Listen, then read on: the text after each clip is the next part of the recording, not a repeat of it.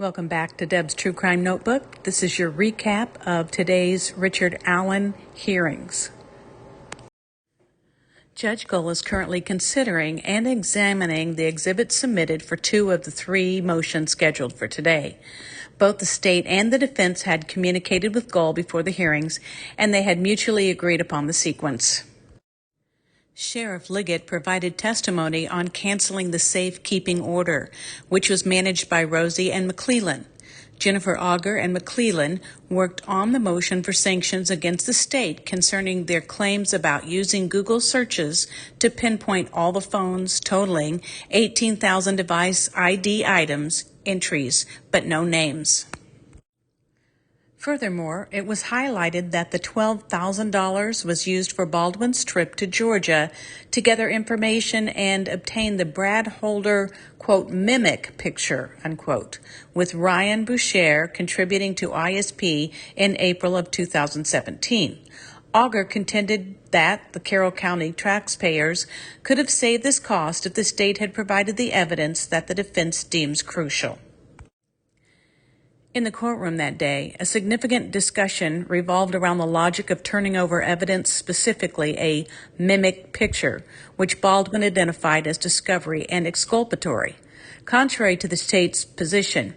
Additionally, the Cellbrite software, crucial for cell phone data extraction, received an update in 2024. Following this, ICAC Christopher Cecil conducted a new extraction over the weekend of May 11, 2024. However, Cecil's comprehension report has yet to be submitted. The proceedings included a crucial motion for dismissal schedule for after lunch break, with the court set to resume back at 1:20.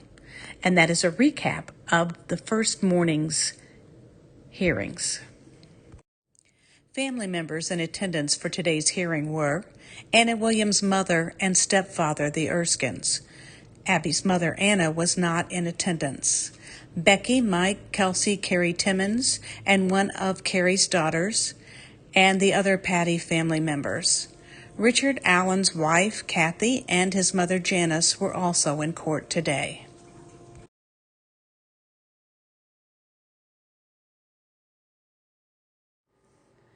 The afternoon hearings mainly focused on Brad Holder as a suspect.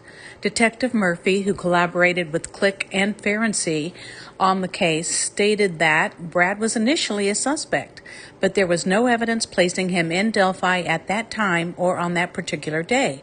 In fact, Brad was logged in at work until 2:45 and then proceeded directly to the gym, where his presence was also recorded.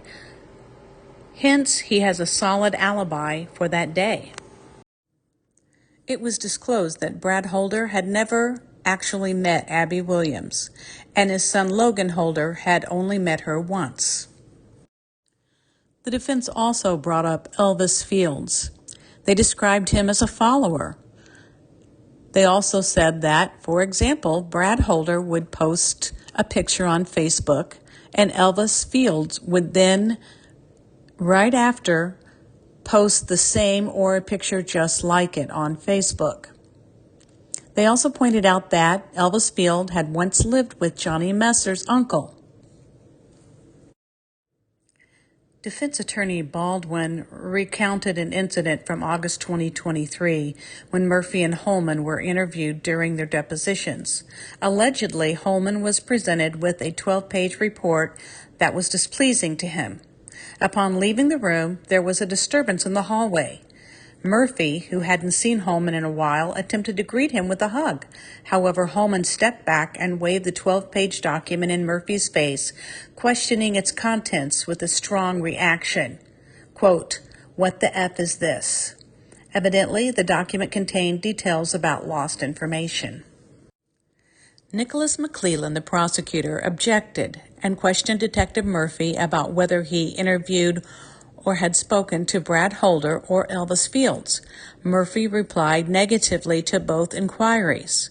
Furthermore, McClellan asked if Murphy had verified any of Brad Holder's alibis, to which Murphy once again answered in the negative. Detective Purdy also mentioned that he had investigated Brad Holder as a suspect, but found out that he had an alibi. Overall, this afternoon was essentially a recap of previous hearings in this case. Tomorrow is expected to be more engaging with the suppression hearing, and we'll strive to deliver the information to you promptly.